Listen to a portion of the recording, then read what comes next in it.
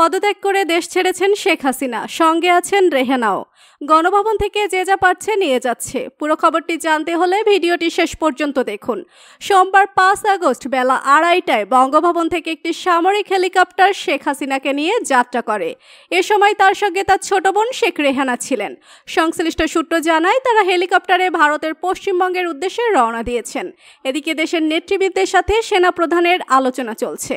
বর্তমান সংকট নিরসনে দেশের সব রাজনৈতিক দলের নেতাদের সাথে সেনাপ্রধান জেনারেল ওয়াকার উজ্জামানের আলোচনা চলছে বলে জানিয়েছে আন্তঃবাহিনী জনসংযোগ পরিদপ্তর আইএসপিআর এর পরিচালক শাম্মী আহমেদ। তিনি বিবিসিকে এ তথ্য নিশ্চিত করেছেন।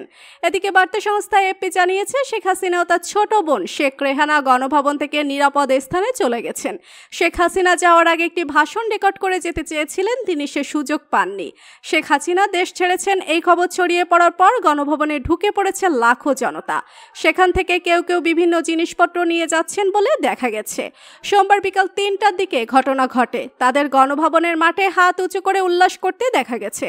সামাজিক যোগাযোগ মাধ্যমে গণভবন থেকে মাছ মুরগি সহ আসবাবপত্র নিয়ে যাওয়ার ভিডিও দেখা গেছে। এ সময় তাদেরকে গণভবনের লেকে সাঁতার কাটতে দেখা গেছে। সম্মানিত দর্শক, স্বাধীন বাংলাদেশের স্বাগতম। ভিডিওটি আপনি যদি পছন্দ করে থাকেন অবশ্যই লাইক করবেন আর শেয়ার করবেন আপনার বন্ধুদের সাথে। ধন্যবাদ সবাইকে।